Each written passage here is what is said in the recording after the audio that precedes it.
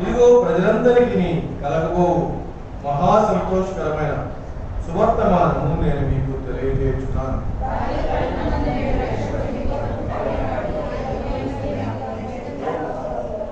దానికిదే మీ కారణవాలు. ఒక శిశువు పొత్తిగుడ్డులతో చుట్టబడి ఒక తొట్టులో పండుకొని కూడా మీరు చూచెదరని వారితో చెప్పారు. సర్వోన్నతమైన స్థలంలో దేవుని మహిమయు ఆయన ఇష్టలైన మనుషులకు భూమి మీద సమాధానం కలుగును కాక అని దేవుని స్తోత్రము చేయుచుండెను.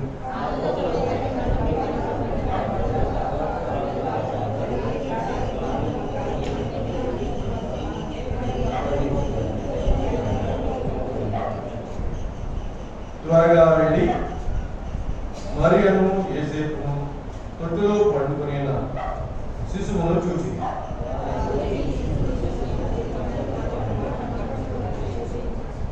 గొర్రెల కాపరులు తమతో చెప్పిన సంగతులను గురించి విన్న వారందరూ మిక్కిలి ఆశ్చర్యపడి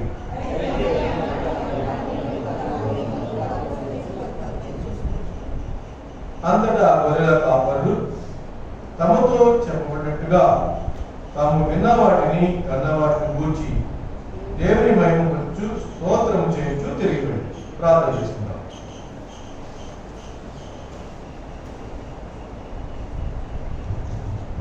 పరిశుద్ధులైన తండ్రి, రేపొద్దు దేవా, నిన్న నేడు ఏకరీతున్న దేవా, నీకు వందనాలు చెల్లిస్తా ఉన్నాం తండ్రి. ఈ ఉదయకాల సమయంలో ప్రభా యొక్క ప్రాంతంలో తండ్రి కూడి నిన్ను ఆరాధించడానికి మీరు మాకు ఇచ్చిన గొప్ప సమయాన్ని బట్టి నిన్ను స్తుతిస్తా ఉన్నా. సజీవులుగా ఉంచారు ప్రభా. ఈ పరిశుద్ధుల నాడు మీ సన్నిధిలో కనబడే యోగ్యతను మీరు మాకు దయచేశారు. లోకంలో అనేక మంది ఈ యోగ్యత లేదు, కానీ మీరు మమ్మల్ని ప్రేమించిన పరిస్థితిని బట్టి నిన్ను స్తుతిస్తూ నేను కనపరుస్తా ఉన్నా తండ్రి. ప్రియులు రావాల్సిన వారిని సకాలంలో నడిపించండి. మీ సన్నిధిని కలిగి ఆనందించలాగా, సంతోషించలాగా నీ కృప దయచేయమని కోరుతూ మీ హస్తాలకు అప్పగించుకుంటున్నాం తండ్రి.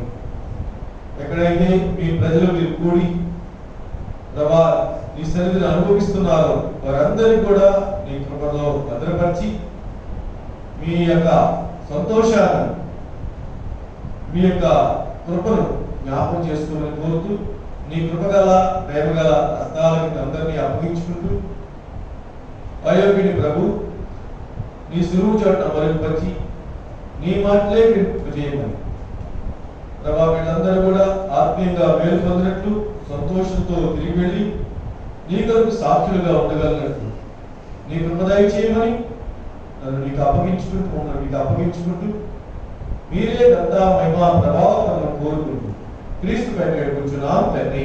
ఆమేన్.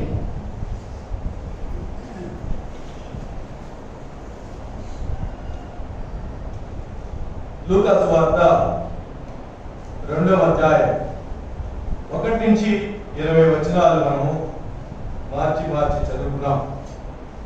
చాలాసార్లు ఈ యొక్క విషయాల్ని మనం చాలాసార్లు వినుంటాం. చాలాసార్లు మనం ఈ వాక్యాన్ని బట్టి మనం ప్రభువుని ఆరాధించుంటాం, ప్రభువుని కనపరుచుంటాం. ఈ వాక్యం ద్వారా కూడా అనేక మంది వారి జీవితాల్లో రక్షణ కార్యాన్ని జరిగిన పరిస్థితులు ఉంటానే ఉన్నాయి. అయితే దినాన మనము దేవుని పరిశుద్ధ గ్రంథంలోని వాక్యాలను చూసుకోవడానికి పరిశుద్ధాత్మ యొక్క సహాయాన్ని ద్వారా నూతనమైన విషయాలు మన జీవితాల్లో దేవుడు అనుదినము మనకు అనుగ్రహిస్తూనే ఉంటాడు. కొన్నిసార్లు కొన్ని పుస్తకాలను మనం చదువుతా ఉన్నప్పుడు అవి అంతగా మనకి సంతోషాన్ని ఇవ్వలేవు, కానీ దేవునికి గ్రంథమైన ఈ పరిశుద్ధ గ్రంథం బైబిల్ని మనం అనుదినం చదువుతున్నప్పుడు ఇది చదివేనా, ఈ వచనాలు నేను చదివేనా అనే విషయాలు మనకు చాలాసార్లు అనిపిస్తూ ఉంటాయి. మనం అనేక సార్లు చదువుంటాము, కానీ దేవుడు అనేక విషయాలని నూతనంగా మనకి బయలుపరుస్తూ ఉంటాడు. అందువలన ఇది నూతనంగానే ఉంటారు. ఇది ఎన్నిసార్లు చదివినా, ఎన్నిసార్లు విన్నా మన జీవితాల్లో దేవుని యొక్క ఆత్మ చేత పరిశుద్ధాత్ముడు మనకి వరకు రాయించాడు కాబట్టి మనకి ఎంతగా నూతనంగా ఉంటుంది. కొన్నిసార్లు ఆ విషయాలు మనం దర్శిస్తూ ఉంటుంది, మనం బలపరచబడుతూ ఉంటాం, కొన్నిసార్లు హెచ్చరించబడుతుంటాం, కొన్నిసార్లు మనం సర్దిద్దుకుంటూ ఉంటాం. కనుక ఈ విషయాలు మనం చూస్తున్నప్పుడు ఇవన్నీ కూడా నేను ధ్యానించను, కానీ ఈ విషయాల్లో మనం చూసినప్పుడు 11వ వచనాన్ని ఆరాధన నిమిత్తమై మనము ధ్యానం చేద్దాం. 11వ వచనం చదువుతున్నాను. నేను చదువుతాను. దావీదు పట్టణమందు నేడు రక్షకుడు మీ కొరకు పుట్టి ఉన్నాడు, ఈయన ప్రభు అయిన క్రీస్తు అని వ్రాయబడతా ఉంది.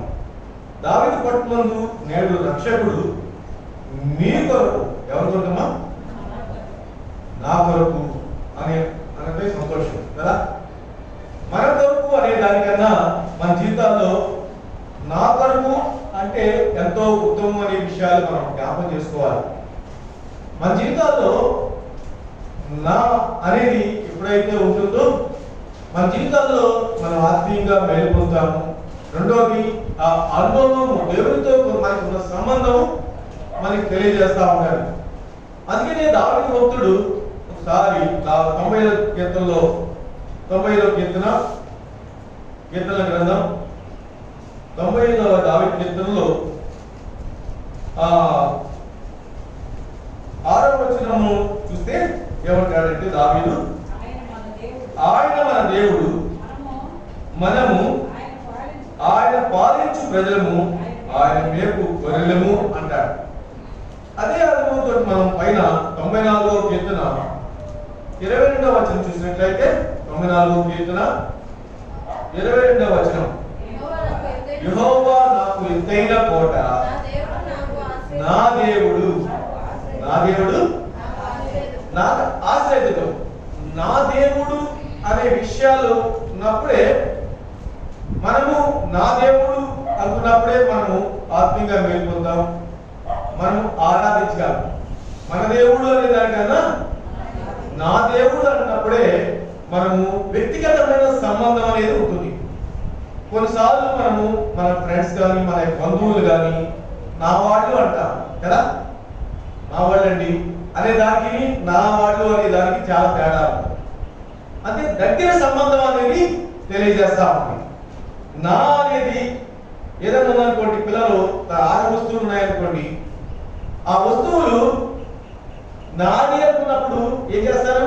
ఎవరికి ఇవ్వడానికి ఇష్టపడరు. ఎవరైనా తీసుకుంటా ఉంటే ఏం చేస్తారు? ఏడుస్తారు. కొన్నిసార్లు వాళ్ళు తీసుకొని ఇటువంటి పరిస్థితుల్లో కూడా తీసుకొని నాది అనుకున్నప్పుడే దాన్ని చాలా భద్రంగా కాపాడుకోవడానికి ప్రయత్నం చేస్తాం కదా. నాది అనుకున్నప్పుడు దాన్ని ఎంతో ఇష్టపూర్వకంగాను చాలా జాగ్రత్తగాను దాన్ని చాలా ఉన్నతమైన దానిగాను ఉన్నతమైన వాళ్ళగాను ఎంచుకుంటాం. నా అనేది లేనప్పుడు మన జీవితాల్లో అది పరాయిగానే ఉంటుంది తప్ప అది మనది కాదు అని అనిపిస్తారు. కనుక మన జీవితాల్లో జ్ఞాపకం చేసుకోవాలి. యేసు ప్రభు దేవుడు నా దేవుడు అనుకున్నప్పుడే మనం ఆరాధించాలి. నా దేవుడు అనేది ఎలా వచ్చింది, నా దేవుడు అనేది ఏ విధంగా అనుభవించగలిగాము అంటే మన జీవితాల్లో మన స్థితిని గ్రహించినప్పుడే మనము దేవుడిని ఉన్నతమైనగా మనకి ఎంచుతాం. దేవుని యొక్క ఉన్నతమైన స్థితి ఏంటో, నీ స్థితి ఏంటో మనకు అర్థమైనప్పుడే మనము ప్రభువుని ఆరాధించగలం. లేకపోతే మనం ఆరాధించలేము. ఆరాధన అనేది ఒక వ్యక్తి యొక్క ఆరాధన అనేది ఆ దేవుని ఎంత ఉన్నతమైన వాడిగా ఎంచుతున్నప్పుడే అది మనకు అర్థమవుతుంది. ఒక కలెక్టర్ గారు వెళ్తున్నారు అనుకోండి, కలెక్టర్ గారికి ఇవ్వాల్సిన స్టేటస్ వేరే, చీఫ్ మినిస్టర్ గారికి ఇవ్వాల్సిన స్టేటస్ వేరే, లేదా ప్రైమ్ మినిస్టర్ గారికి ఇవ్వాల్సిన అంటే ఉన్నతమైన వాడిగా ఎంచుతున్న కొద్ది ఆయన ఉన్నతమైన వాడిని ఎంచినప్పుడు మనం ఎంతో హానర్ చేస్తూ ఉంటాం, ఎంతో మనం గొప్పగా ఆరాధిస్తాం, తర్వాత కొలుస్తాం. ఆయన్ని ఉన్నతమైన వాడిని ఇచ్చినప్పుడు మన స్థితి మనకు అర్థమైనప్పుడు అయ్యో ఆయన ఉన్నతమైన వాడు అనే విషయాలు మనకు ఉన్నప్పుడు ఎంతగా తగ్గించుకుంటాం మనం తగ్గించుకుంటాం. లేకపోతే నాకేముందండి ఆమె నేను తక్కువ దాన్నా, ఆయన కంటే నేను తక్కువ అన్నా అనుకున్నట్లయితే మనము సరిగా చేయలేము. కనుక దేవుని యేసు ప్రభుని నీ వ్యక్తిగతంగా ఆయన ఎటువంటి వాడో నీకు అర్థమైతే తప్ప, ఎటువంటి వాడో నీకు తెలుసుకోకపోతే తప్ప నువ్వు మనం ప్రభుని ఆరాధించలేము. ఇక్కడ మనం చూసినట్లయితే దావీదు అంటాడు, నా దేవుడు నా ఆశ్రయదుర్గము అంటాడు. నేను ఆశ్రయించిన, అందుకేనే 46 కీర్తనలో ఒక మాట ఉంటుంది. కీర్తన గ్రంథం 46 1వ వచనంలో, కీర్తన గ్రంథం 46 1వ వచనం,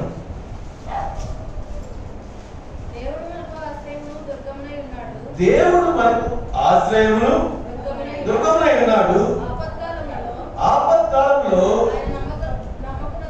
ఆయన నమ్ముకొనదగిన సహాయకుడు. మనము ఆయన మీద నమ్మకం అనేది ఉంచవలసిన అంత యోగ్యత ఆయనకు ఉంది అనే విషయాలు ఇక్కడ భక్తుడైన దావీదు అంటుంటాడు. దేవుడు మనకు ఆశ్రయదుర్గము, ఆపత్కాలంలో ఆయన నమ్ముకొనదగిన. అంటే మన నమ్మకాన్ని ఒప్పు చేయడు.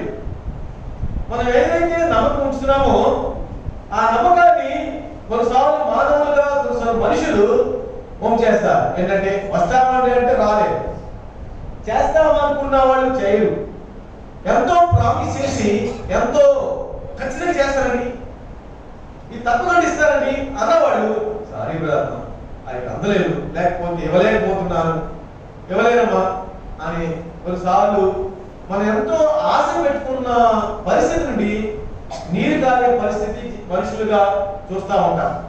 కానీ ఇక్కడ మనం చూసినట్లయితే ఆయన నమ్ముకోదగిన సహాయకుడు. నీ నమ్మకాన్ని ఒప్పు చేయడు. నువ్వు ఆయన మీద నమ్మిక వచ్చిన నమ్మకత్వం దేవుడు నీకు నిరాశపరచడు, నిన్ను జాగ్రత్తగా చేయడు, నిన్ను తక్కువగా చేయడు. నిన్ను అందుకనే ఆయన నమ్ముతున్న వాడిని తాగానే చేస్తాడు తప్ప అంటే నువ్వు తలెత్తుకునే వాడిగానే దేవుడు చేస్తాడు. నువ్వు ఎవరైతే నమ్ముకుంటావో, ఎవరైతే ఆశ్రయిస్తున్నావో ఆ ఆశ్రయదుర్గమైన యేసు ప్రభు నీకు నమ్మదగిన సహాయకుడిగా ఉంటాడు. కనుకనే దావీదు అంటాడు, నా దేవుడు అంటాడు. ఇలా జ్ఞాపకం చేసుకోవాలి. మన జీవితాల్లో ఈ సమయంలో మనం ఆరాధించడానికి వచ్చిన మనము మన సమయాన్ని కొంత వెచ్చించాం కదా. లోకంలో చాలా మంది ఆయా పనుల్లో ఉంటున్నారు, కానీ మన ఆయా పనుల్లో ఉండకుండా దేవుని సన్నిధిలో ఉండటానికి, దేవుని మాట వినటానికి, దేవుడిని ఆరాధించడానికి, దేవుడిని కనపరచడానికి, దేవుడి ద్వారా ఆత్మీయంగా మన జీవితాలు సరి చేసుకొని సరిదిద్దుకొని ఎంతో మేలు నెమ్మది పొంది రావడానికి వచ్చాం. ఆ విధంగా మనం లేకపోతే లోకస్తులకి మనకి సంబంధం, మనకి తేడాలేమి లేదు. కనుక మనం జ్ఞాపకం చేసుకోవాలి. అయితే మన దేవుడు నమ్మకదగిన సహాయకుడిగా ఉన్నాడు. అందుకనే భక్తుడైన దావీదు అంటాడు, నా దేవుడు అంటాడు. ఇలా జ్ఞాపకం చేసుకోవాలి. ఆ దేవుడు నీ దేవుడిగా ఉన్నాడా? ఆయన నీ దేవుడిగా ఉంటే నువ్వు ఆయన కనపరచాలి. నా దేవుడు నాకు ఆశ్రయం ఇచ్చాడయ్యా, నా దేవుడు నన్ను రక్షించాడయ్యా, నా పరిస్థితిని చక్కబరిచాడయ్యా అనేది నీకు అర్థం కాకపోతే నువ్వు ప్రభుని ఆరాధించలేవు, నువ్వు ప్రభుని కనపరచలేవు, నువ్వు ప్రభుని సాష్టాంగపడాలి. కొన్నిసార్లు మన జీవితాల్లో దేవునికి మోకాళ్ళ నుంచి ప్రార్థన చేస్తాం, కొన్నిసార్లు నుంచి ప్రార్థన చేస్తుంటాం, మోపడతాం. కానీ లోపల మన ఆంతర్యంలో ప్రభు యొక్క గొప్పదనాన్ని మనం చూస్తున్నప్పుడు కొన్నిసార్లు మోకాళ్ళు వచ్చిన శాస్త్రాంగ పడే పరిస్థితులు వస్తాయి. కారణం ఏంటి? ఆయన ఉన్నతమైన వాడిగా, ఆయన ఉన్నతమైన వాడిగా నీ జీవితాల్లో అనుభవించినప్పుడు నువ్వు ఎంత దేవుని సన్నిధిలో నిరాధీనంగా లోపడతావంటే ఆయన. అందుకనే 18వ అధ్యాయంలో కీర్తన గ్రంథం 18వ అధ్యాయంలో కీర్తన గ్రంథం 18వ అధ్యాయం 1-2 వచనాలు చదువుదాం. కీర్తన గ్రంథం. యెహోవా నా బలమా, నేను నిన్ను ప్రేమించున్నాను. యెహోవా నా శైలము, నా కోట, నన్ను రక్షించువాడు. నా కేడము, నా రక్షణ శృంగము, నా ఉన్నత దుర్గము, నా దేవుడు. నేను ఆశ్రయించిన నా దుర్గము, కీర్తనీయుడైన యెహోవాకు నేను మొరపెట్టగా ఆయన నా శత్రువుల చేతిలో నుండి నన్ను రక్షించును. మరణపాశము నన్ను చుట్టుకొనగను, భక్తిహీనులు వరద పొర్ల వలె నా మీద పడి ఎదిరింపగను, పాతాళపు పాశములు నన్ను అరికట్టగను, మరణపు మునులు నన్ను ఆవరింపగను. నా శ్రమలో నేను యెహోవాకు మొరపెట్టుకుని నా దేవునికి ప్రార్థన చేసి ఆయన తన ఆలయంలో ఆలకించి నా ప్రార్థన అంగీకరించాలి. ఇక్కడ మనం చూసినట్లయితే నా అనే విషయాలు మనం చూస్తా ఉన్నాం. ఇక్కడ మనం చూసినట్లయితే నా కేడము, నా కోట, నిన్ను ప్రేమించున్నాను కదా, నా రక్షణ శృంగము, ఆయన నా శత్రువుల చేతి నుండి నన్ను రక్షించును. ఆడపాశము నన్ను చుట్టుగలను, భక్తిహీనులు వరద పొర్ల వలె నా మీద పడి బెదిరింపగలను, పాతాళపు పాశములు నన్ను అరికట్టగలను, మరణమును నన్ను ఆవరింపగలను. నా శ్రమలో నేను యెహోవాకు మొరపెట్టుకుని నా దేవునికి ప్రార్థన చేసి ఆయన తన ఆలయంలో ఆలకించి నా ప్రార్థన చూసినట్లయితే మన జీవితాల్లో లోకంలో చాలా సార్లు దేవుడిగా పిలవబడుతున్న వాళ్ళు చాలా మంది ఉంటా ఉన్నారు. కానీ మన మొరను ఆలకించేవాళ్ళు లేదు. మనకి మన శ్రమల్లో మనకి సహాయం చేసేవాళ్ళు లేదు, మనల్ని ఆదరించేవాళ్ళు లేదు. పేరు దేవుళ్ళే, పేరుకి దేవుడిగానే పిలవబడుతున్నారు. కానీ అవసరం వచ్చినప్పుడు మన కష్ట పరిస్థితుల్లో, మన శ్రమల్లో మనకు తోడే ఉండి వాళ్ళు లేరు అనే విషయాన్ని జ్ఞాపకం చేస్తారు. మనం చూసినట్లయితే దావీదు తన జీవితాల్లో ఆ అనుభవపూర్వకంగా నా దేవుడు నా ప్రార్థన ఆలకించాడు, తన ఆలయంలో నా మొరని ఆలకించాడు, శ్రమలలో నాకు సహాయం చేస్తా వచ్చాడు అనే విషయాన్ని దావీదు భక్తుడు దేవుడిని కనపరుస్తా ఉన్నాడు. జ్ఞాపకం చేసుకుందాం. నీ శ్రమలు వచ్చినప్పుడు, ఆయన ఆనుకున్నప్పుడు ఏ విధంగా సహాయం చేశాడు నువ్వు జ్ఞాపకం చేసుకుంటే నువ్వు ఆయన్ను ఆరాధించుకుంటా ఉండగా, నీ కష్ట పరిస్థితుల్లో, నీ ఇబ్బందుల్లో, నీ సమస్యల్లో నువ్వు కొట్టుమిట్టాడుతూ ఉన్నప్పుడు, ఆయన ఆశ్రయించినప్పుడు దేవుడు ఏ విధంగా సహాయం చేశాడో అది జ్ఞాపకం చేసుకుంటే, ప్రభా ఆ పరిస్థితుల్లో నాకు లేకపోతే నేను ఉండేవాడినా, నేను ఇలా ఉండేవాడినా, ఇలా ఉండేవాడినా అనే ఆలోచన మనకు వస్తాడు. అప్పుడు ఎలాగ స్థుతించుకుంటూ ఉండగా జ్ఞాపకం చేసుకుందాం. ఇక్కడ మనం చూసినట్లయితే నా దేవుడు నా శ్రమలు అనే విషయాల్లో మనం చూసినట్లయితే ఆ శ్రమలన్నింటిలో కూడా దేవుడు మనకి సహాయం చేస్తా వచ్చాడు, మనం ఆదరించా వచ్చాడు. అందుకనే ఈ 2వ అధ్యాయంలో మరియా అనే స్త్రీ ఏ విధంగా ప్రభువుని ఆరాధిస్తుందో చూద్దాం. ఇక్కడ చూసినట్లయితే 1వ అధ్యాయం 48వ వచనంలో చూద్దాం.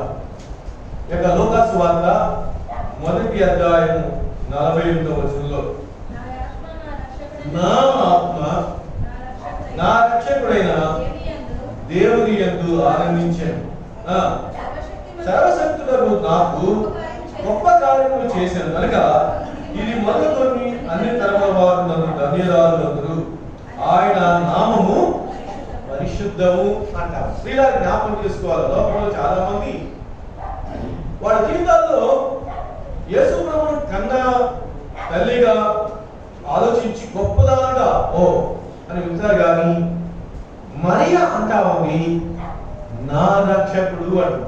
ఇలా జ్ఞాపకం చేసుకోవాలి. ఆయన నా కొడుకు, నాకు నేను జన్మనిచ్చాను అంటలేదు, కానీ ఏమంటా ఉందంటే నా రక్షకుడు అంటాడు. ఇలా జ్ఞాపకం చేసుకోవాలి. ఆమె జీవితాల్లో కూడా ఆయన రక్షకుడిగానే ఉన్నాడు. ఆయన లోకంలో పుట్టిన ప్రతి మానవుడు కూడా జన్మత పాపి, జన్మ కర్మ పాపములను మానవుని యొక్క జీవితాల్లో ఎలుబడి చేస్తా ఉన్నాయి. ఆ యొక్క పరిస్థితుల్లో తను గ్రహించిన పరిస్థితిని బట్టి ఏమంటా ఉందంటే మరియా ఏమంటా ఉంది, నా రక్షకుడు అని ఆరాధిస్తా ఉంది. ఇలా జ్ఞాపకం చేసుకోవాలి. లోకంలో చాలా మంది తెలియక కన్న తల్లిగా ఆమె ఎంతో ఉన్నతమైన వారిగా ఇచ్చి యేసు ప్రభుని సరైన విధంగా గుర్తించలేని వాడిగా ఉంటా ఉన్నారు. కానీ ఇక్కడ మనం చూసినట్లయితే ఆయన కన్న తల్లిగా ఆయనను జన్మనిచ్చిన దేవునికి చిత్తాన్ని నెరవేర్చిన, అందుకనే ఒక మాట అంటారు అదే అధ్యాయంలో పైన మనం చూసినట్లయితే 37వ వచనంలో 37-38 వచనాలు చూసినట్లయితే దేవుడు చెప్పిన ఏ మాట అయినను నిరర్ధకము కాలేదని ఆమెతో చెప్పాను. అందుకు మరియా ఇదిగో ప్రభువు దాసురాలను, నీ మాట చొప్పున నాకు జరుగునుగాక అని. ఇక్కడ చూసినట్లయితే ఏమంటా ఉందంటే మరియా ప్రభువు దాసురాలని ఏమంటుందండి, ప్రభు దాసురాలు, ప్రభుకి దాసురాలని. ఆయన ఏం చెప్తే అది చేయాల్సిందా, ఆయన ఏం చేయమంటే అది చేయడానికి సిద్ధంగా ఉన్నా. ఆయనకి దాసురాలని ఏమంటుంది, నీ మాట చొప్పున నన్ను. ఆమంటే ఆమెది యేసు ప్రభుని తన జన్మ ఇవ్వడానికి ఎన్నో బాధలు కష్టాలున్నా ఆమె ఎన్నింటిని గురించి ఆలోచించట్లేదు. కానీ ఆ కష్ట పరిస్థితుల్లో, ఆ ఇబ్బంది పరిస్థితుల్లో, ఆ అవమానాలు ఆలోచించట్లేదు. కానీ దైవ చిత్తము నా జీవితాల్లో నెరవేరాలి. ఏదైతే దేవునికి మాట నిరంతరంగా ఉండు నెరవేరాలి. ప్రభా ఈ దాసురాన్ని నీ చిత్తము నా జీవితాల్లో అని దాసు ఆయన ప్రభువుగా ఆయన ఉన్నతమైన వాడిగా ఎంచుతా ఉంది. కనుకనే ఆమె ఆయనకి నమస్కారం చేస్తారు. ఆయన నా రక్షకుడు అంటాం. వీళ్ళని జ్ఞాపకం చేసుకోవాలా. లోకంలో మనము ఆయన ఇటువంటి వాడు మనం గ్రహించకపోతే మన ప్రభుని ఆరాధించలేము. ఆయన ఉన్నతమైన స్థితి ఏంటో, ఆయన స్థితి ఏంటో నువ్వు ఎరగకపోతే నువ్వు ఆరాధించలేవు. ఆయన స్థితి ఏంటో ఎరిగినప్పుడే మనం ఏం చేయగలం, ఆరాధించగలం. లేకపోతే మనం ఆరాధించలేం. ఆయన ఉన్నత స్థితి మామూలుగానే రొటీన్ గానే లోకంలో ఉన్నవాడి కంటే ఆయనకు ఒక నమస్కారం, ఇంకొక నమస్కారం, ఇంకొక నమస్కారం పెట్టేవాడుగా మనం చూసినట్లయితే ప్రయోజనం లేదు. కానీ ఆయన ఉన్నతమైన స్థితిని ఆలోచించినప్పుడే మనం ఏం చేయగలం, ప్రభుని ఆరాధన. ఇక్కడ మరియా చూసినట్లయితే ఏమంటుంది, ప్రభువు దాసురాలని అంటుంది. ఏమంటుంది, ప్రభు దాసురాలని అంటుంది. తర్వాత నా రక్షకుడైన నా దేవుని యందు నేను ఆనందిస్తున్నాను అంటుంది. కనుక మనం జ్ఞాపకం చేసుకోవాలి. మన జీవితాల్లో దావీదు ఆరాధిస్తా ఉన్నాడు. ఏమన్నాడంటే నా దేవుడు అంటున్నాడు. ఆయన నా రక్షకుడు, నా శ్రమల్లో నాకు తోడేంటి, నాకు సహాయం చేసిన వాడు నా దేవుడు అనే విషయాలు బట్టి ఆరాధిస్తా ఉన్నాడు. ఇక్కడ చూసినట్లయితే మరే కూడా ఆరాధిస్తా ఉంది. ఏమని ఆరాధిస్తుంది, ప్రభువు దాసురాలు. ఆయన నా రక్షకుడు, ఆయన నా రక్షకుడు అని మరియా ప్రభువుని ఆరాధిస్తారు. మీరు జ్ఞాపకం చేసుకోవాలి. మన జీవితాల్లో మనకి ఏ విధంగా ఉన్నారు, మనము ఏ విధంగా ఆయన చూస్తున్నాం, ఆయనకి ఏమై ఉన్నాడో ఆ విషయాలు నీ జీవితాల్లో కార్యం జరగకపోతే చేయలేవు. ఓ దినాన్ని మా జీవితాల్లో రక్షణ కార్యం జరిగింది కాబట్టి మనం ఏం చేస్తున్నాం, ఈనాడు ప్రభు శరీరంలో ఆరాధిస్తున్నాం. మన జీవితాల్లో ఆ రక్షణ కార్యం మన జీవితాలు ఏమిటో మనకు అర్థం కాక ఉంటే నాకన్నా మితమైన వాడు లేడు అనుకుంటాం. నాకన్నా తక్కువైన, నాకన్నా నేనే మితమైన, నేనే ఉన్నతమైన వాడిని అనుకుంటా. మన స్థితి ఏంటో మనకు అర్థమైనప్పుడు ఆయన ఏమై ఉన్నాడో అర్థమవుతుంది. నీ స్థితి ఏంటో నీకు అర్థం కాకపోతే నీవేమి ప్రభుని ఆరాధించాలి. అందుకనే గలతీయులకు రాసిన పత్రిక మాట రాయబడుతుంది. గలతీయులకు రాసిన పత్రిక 1వ అధ్యాయం, గలతీయులకు రాసిన పత్రిక 1వ అధ్యాయం 4వ వచనం. తండ్రి అయిన దేవుని చిత్త ప్రకారం క్రీస్తు మనలను ప్రస్తుతపు దుష్టకాలం నుండి విమోచింపవలనని మన పాపము నిమిత్తము తను తాను అప్పగించుకొని జ్ఞాపకం చేసుకోవాలి. ఇక్కడ చూసినట్లయితే లోకంలో ఏ కాలం అంటామా? ఇది పుస్తకాలం. పిల్లలు జ్ఞాపకం చేసుకోవాలి. మనం లోకంలో చాలా సార్లు మనం చూసినట్లయితే మంచి పరిస్థితులు చూసినట్లయితే ఏ క్షణాన్ని ఏం జరుగుతుందో తెలియదు. కరోనా వచ్చి 2 సంవత్సరాలు మనం బాధించిన పరిస్థితులు మనం జ్ఞాపకం చేసుకుంటారట్లయితే ఎంతమంది మనకైనా ఉన్నమైన వాడు, మనకన్నా ఉన్నతమైన వాడు, మనకైనా మేలైన వాడు, మనకైనా గొప్పవాడు, మనకన్నా మంచివాడు ఈ దినాన్న ఉండలేదు. కానీ ఆ దినాన్న ఆ దినం కోవిడ్ పరిస్థితి నుండి వాళ్ళు భార్యని చనిపోయిన పరిస్థితులు ఉంటాయి. వాళ్ళకన్నా ఉన్నతమైన వాళ్ళని కాదు, కానీ దేవుని యొక్క మహాకృపను బట్టి మనముని పుస్తకాలని దేవుడు తప్పించి కాపాడి సంరక్షించి ఈ దినాన్న దేవుని మందిరం నుండి ఆరాధించే యోగ్యతను దయచేశారు. జ్ఞాపకం చేసుకుంటారు. అందుకని ఈ లోకంలో ప్రస్తుత దుష్టకాలం, ఈ దుష్టకాలం నుండి విమోచించాలంటే మన పాపం నిమిత్తం తను తాను ఏమంట యేసుక్రీస్తు అప్పగించుకున్నాడు అంటాడు. జ్ఞాపకం చేసుకోవాలి.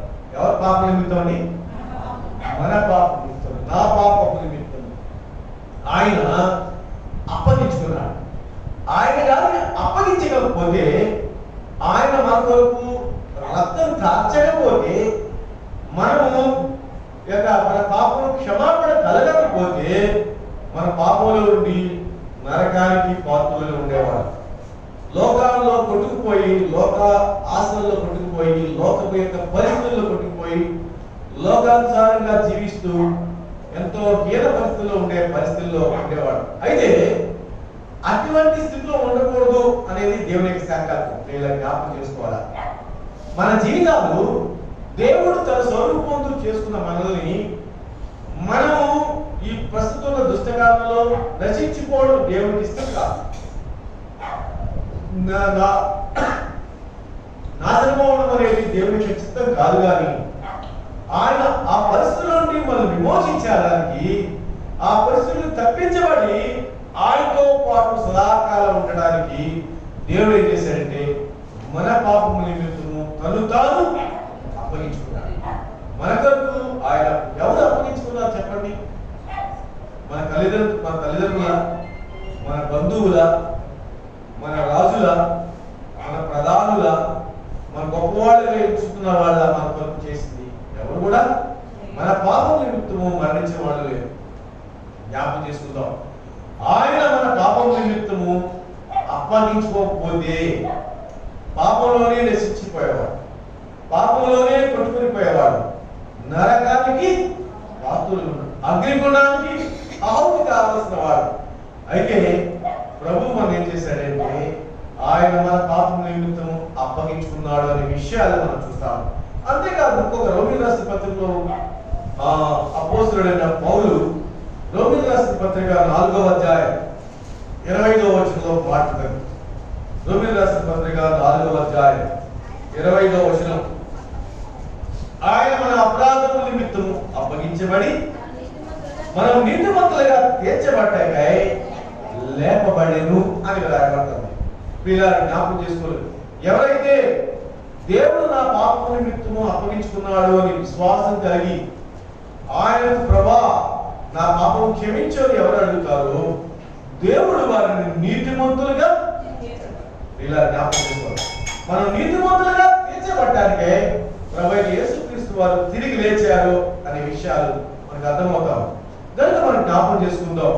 మనం నీతిమంతులుగా పరిస్థితి మనం చూసినట్లయితే 3వ అధ్యాయంలో మనం 11వ వచనం చూస్తే నీతిమంతుడు లేడు, ఒకడే లేడు, అందరూ కూడా పాపం చేసిన వాడు.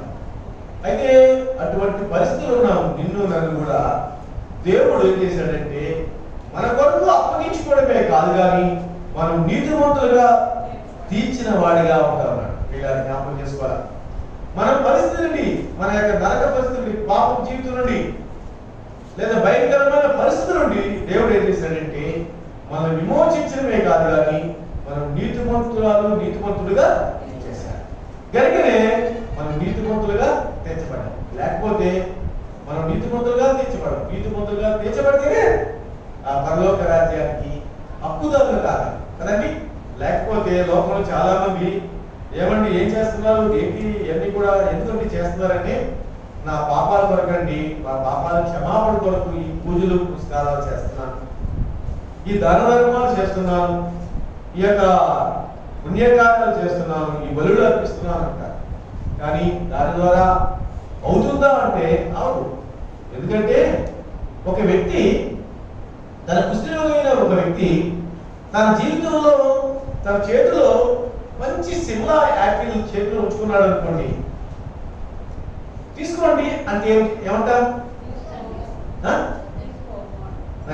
వినబట్ల ఏమంటాం? వద్దండి. ఎందుకని? సిమ్లా యాపిల్ చాలా బాగుంటుంది తెలుసా. సిమ్లా నుంచి, కాశ్మీర్ సిమ్లా నుంచి వచ్చిన యాపిల్ చూడముచ్చుగా చాలా బాగుంటుంది. ఎందుకు వద్దంటారు? ఎందుకు వద్దండి? కుస్తీ చేతిలో ఉంటుంది. ఎవరి చేతిలో ఉందండి? కుస్తీ చేతిలో ఉంది. యాపిల్స్ మంచిదే, సిమ్లా నుంచి వచ్చిందే, కానీ అది ఎవరి చేతిలో ఉంది? కుస్తీవాడి చేతిలో ఉంది. కుస్తీవాడి చేతిలో ఉన్న యాపిల్ ని మంచిదైపోతా అంటే అవును. పిల్లలకి జ్ఞాపకం చేసుకోవాలి. మానవుడి యొక్క మన జీవితం, పాపి అయిన మనుషుడు పుణ్యకార్యాలు, దాన ధర్మాలు, బలులు అర్పించడం అవును. ఎందుకంటే ఒక వ్యక్తి ఇంకో వ్యక్తిని విమోచించలేడు. దేవునికి పరిశుద్ధ గ్రంథం బైబిల్లో 45వ వచనం 7వ వచనంలో మాట రాయబడతాం. కీర్తన గ్రంథంలో ఒక వ్యక్తి తన తాను పుణ్యార్పణ చేసుకుంటే దేవుడు అవసరం లేదు కదండి. పిల్లలు జ్ఞాపకం చేసుకోవాలి. మన జీవితాల్లో మన ద్వారా అవదు కాబట్టి చేత కాదు ఒప్పుకో. కొన్నిసార్లు నాకు చేత కాదంటే నేను ఒప్పుకోను. నాయకుడు లేడని విరమిస్తా ఉంది కదండి. ఎవరినైనా సరే ఈ చేతం నా చేత కూడా ఇవ్వండి, నాకు అన్ని చేయి, నాకు చేయవచ్చు అని విరమిస్తాం. కానీ ఏది చేత కాదు అసలు. పిల్లలు జ్ఞాపకం చేసుకోవాలి. కానీ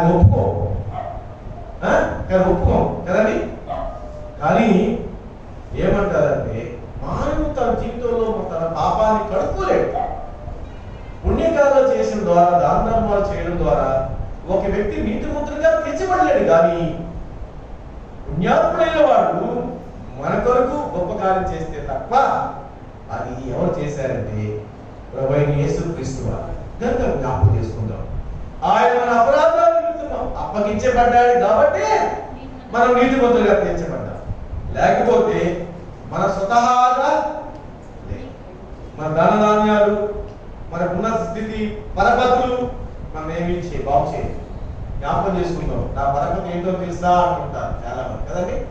కానీ నీ పరపతి నిన్ను విమోచించలేదు అనే విషయం సత్యం గ్రహించినప్పుడు ఆయన ఉన్నతమైన వాడిగా నువ్వు ఆరాధించాలి. ఆయన ఉన్నతమైన దేవుడిగా నువ్వు కొలగవు. లేకపోతే నువ్వు కొలలేవు.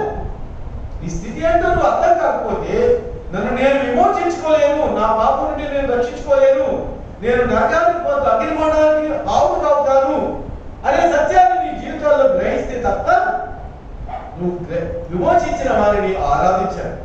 కనుక ఇక్కడ చూసినట్లయితే ఇక్కడ అంటారు కదా, మనం నీతిమంతులుగా తీర్చబడటానికే ఆయన తిరిగి లేచాడు అంటారు. కనుకనే ఈ విషయాలు గ్రహించిన ఒక వ్యక్తి ఏమంటాడంటే లూకాసు వార్త 2వ అధ్యాయం షిమియోన్ అనే వ్యక్తి అంటాడు 27వ వచనం 28వ వచనం 2వ అధ్యాయం 27 28వ వచనం.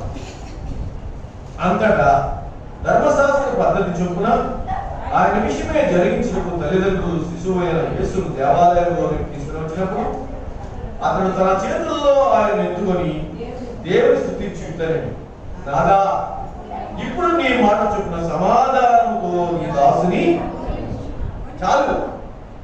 ఏమంటాడంటే ఆయన ప్రభువైన యేసుక్రీస్తును తన చేతుల్లో తీసుకొని ఆయన చూడాలి, ఆయన కన్నులారా చూడాలి, ఆయనతో ఆయన అనుభవించాలి అనుకున్నాడు షిమియోను. ఎప్పుడైతే యేసు ప్రభుని మందిరంలో తీసుకొచ్చాడో, తీసుకొచ్చినప్పుడు తన చేతులతో ఎత్తుకున్నప్పుడు ఏమంటాడు, అయ్యా చాలు, ఈ దాసుని సమాధానంతో చాలు, ఈ ధన్యత చాలు అని షిమియోను ఆరాధిస్తా ఉన్నాడు. షిమియోను దేవుణ్ణి కనపరుస్తా ఉన్నాడు, దేవుణ్ణి కొలుస్తున్నాడు. జ్ఞాపకం చేసుకుని పిల్లలు మన జీవితాల్లో, మన హృదయాల్లోకి ప్రభువైన యేసుక్రీస్తును వచ్చినప్పుడు మనం అలాగే ఒక దినాన నా జీవితాల్లో ఆ జరిగిన కార్యం జరిగింది కనుకనే మనం ప్రభువుని ప్రభువుగా ఆరాధిస్తున్నాం. ఆ కార్యం జరగకపోతే ప్రతి ఒక్కరికి ఒక రక్షణ దినం ఉంది. ఆ దినాన్ని దేవుడిని దర్శించాడు కాబట్టి నువ్వేం చేసావు, ఆ దినాన్ని బట్టి ఆ కార్యం జరిగిన దాన్ని బట్టి ఏమంటున్నావు, ప్రభుని ప్రభా ఆ దినం నన్ను రక్షించకపోతే, ఆ దినాన్ని నా జీవితం నాకు తెలియపడకపోతే ఈనాడు నేను నిన్ను ఆరాధించాను. ఇక్కడ చుమియా అంటా ఉన్నాడు, నీ దాసుని చాలు, నీ దాసుని కనుక మనం జ్ఞాపకం చేసుకుందాం. మొదటిగా వ్యక్తిని చూసినట్లయితే దావీదు అంటా ఉన్నాడు, నా దేవుడు నా శ్రమలలో నా యొక్క కష్ట పరిస్థితుల్లో నన్ను రక్షించి నా ప్రార్థన ఆలకించి నన్ను సంరక్షించిన దేవుడు నా దేవుడు అంటారు. రెండో వ్యక్తిగా మనం చూసినట్లయితే మరియా అంటాము. ఏమంటుందంటే యేసు ప్రభువును లేని మరియా ఏమంటుందంటే ప్రభుదాసురాలు దేవా నీ మాట చుట్టే జరగ, నా రక్షకుడైన నా దేవుని ఆనందిస్తున్నాను అంటారు. కనుక మనం జ్ఞాపకం చేసుకుని ఎప్పుడు అనగలుగుతుందంటే ఆ అనుభవం అనేది మన జీవితాల్లో జరిగింది. అంతేకాదు షిమియోను దేవుని కొరకు ఎదురు చూస్తున్న షిమియోను అంటున్నాడు, ఎప్పుడైతే తన చేతిలో తీసుకుని రాబడుతున్నాడో చాలు దేవా నీ దాస్తుని పోనీ అని. ఇంకా చివరిగా ఒక చూసి చూసినట్లయితే అదే అధ్యాయంలో 37వ వచనంలో అన్న అంటా ఉంది. అన్న అనే ప్రవక్తి. తర్వాత 36 చదువుదామా. మరియు ఆషేరు గోత్రికురాలను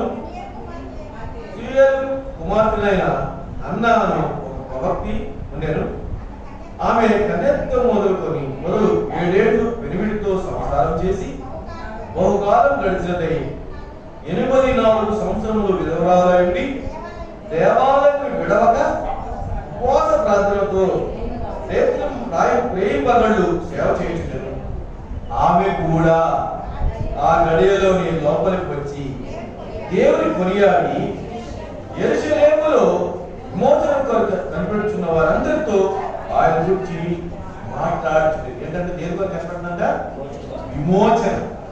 జ్ఞాపకం చేసుకోవాలి. ఆమె యొక్క పాప విమోచనం. నా పాపాలకి పరిహారం ఎప్పుడు కలుగుతుంది? నా పాపలకు ఆమె 80 ఏళ్ళ నుండి 62 మందిరంలో విడవక ఉంటుంది. దేని వరకంటే ఎప్పుడు నాకు విమోచన కలుగుతుంది, విమోచకుడు ఎప్పుడు వస్తాడు, నాకు విమోచన ఎప్పుడు కలుగుతుంది అని ఎదురు చూస్తున్నా అన్నారే ప్రవక్తి ఎప్పుడైతే ప్రభువైన యేసుక్రీస్తును ఆ మందిరంలో చూసిందో అప్పుడు అంటా ఉంది, కొనియాడి యెరూషలేములో విమోచన కల్పించిన వారందరితో ఆయన గురించి మాట్లాడే విషయాలు కనుక మనం జ్ఞాపకం చేసుకుందాం.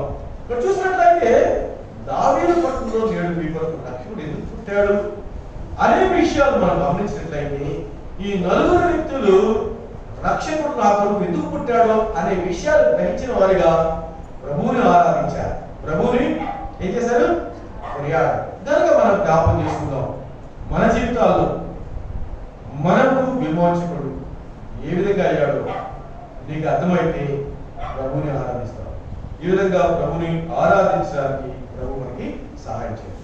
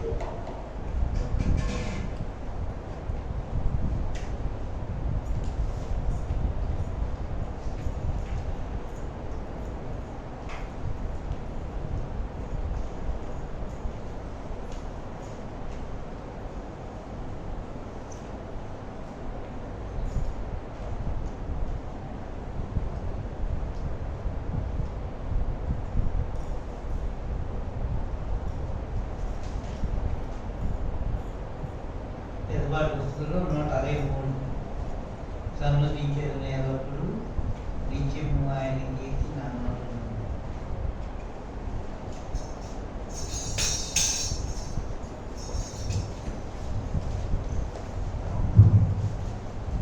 మనకు నిలబడి పాడు. చేతను ఎల్లప్పుడూ సన్నుతించెదను ఎల్లప్పుడూ నిత్యము ఆయన కీర్తి నా నోట నిత్యము ఆయన కీర్తి నా నోట సన్నుతించెదను ఎల్లప్పుడూ సన్నుతించెదను ఎల్లప్పుడూ యెహోవాకు ప్రార్థించగా నా భయమంతా తొలగించెను యెహోవాకు ప్రార్థించగా నా భయమంతా తొలగించెను శ్రమలన్నిటిలో కాచోడుంది శ్రమలన్నిటిలో కాచోడుంది చేరదీసి నన్ను ఆదరించే ఆరాధించెదను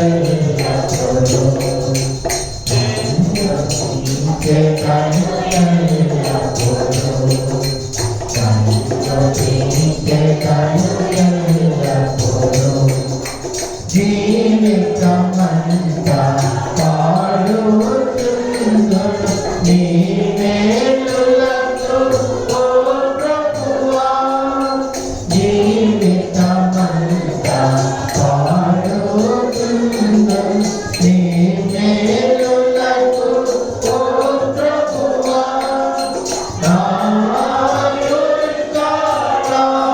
ఆయుష్కాలమంతయును నా ఆయుష్కాలమంతయును నీవే కాయక కొరకెప్పుడు నిరతము నీను తోచెదను సన్నుతించెదను ఎల్లప్పుడూ సన్నుతించెదను ఎల్లప్పుడూ మహోన్నతమైనది నీదు మహిమ ఘనత ప్రభావము గల ప్రభువా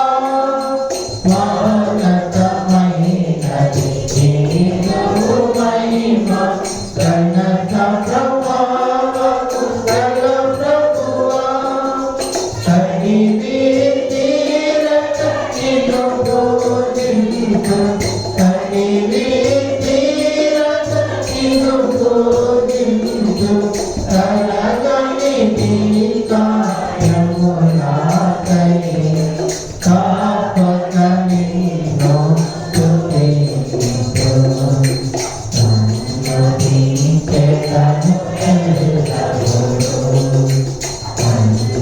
సన్నుతించెదను ఎల్లప్పుడూ నీ సంకల్పమును నెరవేర్చి నడిపించితివి గణముగను నీ సంకల్పమును నెరవేర్చి నడిపించితివి గణముగను నాకు ప్రభుడవై నా కాపరివై నాకు ప్రభుడవై నా కాపరివై నా జీవితములో ఉన్నావు నిరతుగా నిన్ను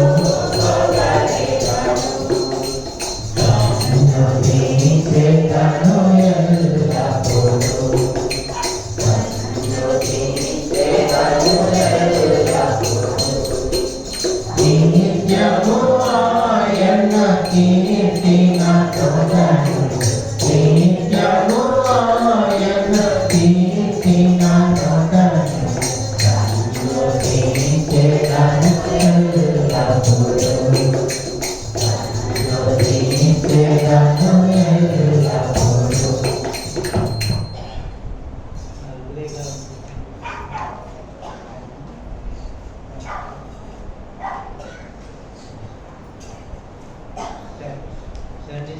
Statistician,